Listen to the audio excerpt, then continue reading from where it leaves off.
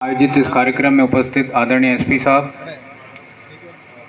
उपस्थित मंचासीन समस्त अधिकारीगण, समस्त मेरे सामने साइकिल करके आए और आसपास से पधारे हुए समस्त प्रबुद्धजन, प्यारे बच्चों, सबसे पहले मैं सभी जो साइकिलिंग करके इतनी दूर आए हैं उन सबको बधाई देता हूं कि आपने एक बड़ा संदेश आज इस बॉर्डर के आखिरी गांव से दिया है।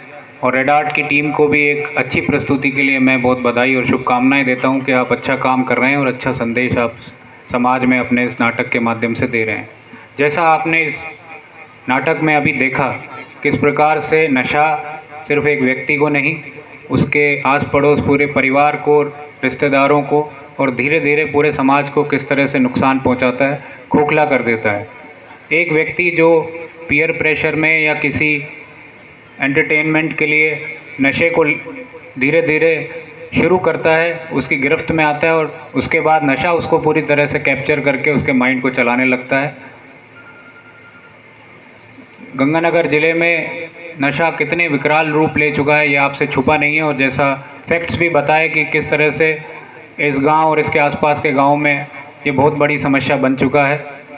लगातार डिस्ट्रिक्ट एडमिनिस्ट्रेशन, डिस्ट्रिक्ट पुलिस कार्रवाइयाँ भी कर रहे हैं। ऑपरेशन सीमा संकल्प के तहत जागरूकता के इस प्रकार के कार्यक्रम भी किए जा रहे हैं। समाज के हर वर्ग को साथ लेकर हम लोग कोशिश कर रहे हैं कि हम इस समस्या को किसी तरह से ख़त्म कर पाएँ। लेकिन जब तक आप लोग और समस्त जो यहाँ के लोग हैं हमारे साथ नहीं जुड़ेंगे, हम इस समस्या को जड़ से ख़त्म नहीं कर पाएंगे। अगर आज यहाँ उपस्थित सभी लोग शपथ लें कि हम एक एक व्यक्ति को कम से कम अपने आस पड़ोस में, अपने परिवार में नशा छोड़ने के लिए प्रेरित करेंगे, तो निश्चित तौर पर हम इस पूरे संकल्प में हम सक्सेसफुल होंगे। जैसा आप जानते हैं कि नशा धीरे धीरे समाज को डिसफंक्शनल करने की ओर ले जाता है।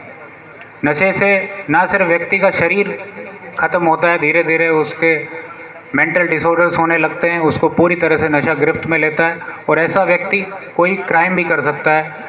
क्राइम भी किस तरह से नशा, इस पर बहुत सी स्टडीज़ हैं कि किस तरह से क्राइम बढ़ा है नशे की वजह से, चाहे नशा खरीदने की वजह के लिए चोरी करनी पड़ रही हो या नशे की गिरफ्त में आने के बाद व्यक्ति कोई भी घटना कर सकता है। तो ये हम सब के लिए ख़तरनाक है। एज ए सोसाइटी, एक समाज के तौर पर कोई व्यक्ति अगर नशीले पदार्थों का सेवन कर रहा है तो उसी के लिए खतरनाक नहीं है, वो पूरे समाज के लिए खतरनाक किसी दिन बन सकता है। तो हम सब की जिम्मेदारी है कि हम सब इसमें साथ आएँ। जैसा आप जानते हैं कि सरहद पार से भी लगातार स्मगलिंग करने की कोशिश की जाती है, बहुत सी कार्रवाइयाँ भी होती हैं, हम पकड़ते भी हैं। हमारी BSF, पुलिस, सभी एजेंसीज इसमें लगातार काम करती हैं।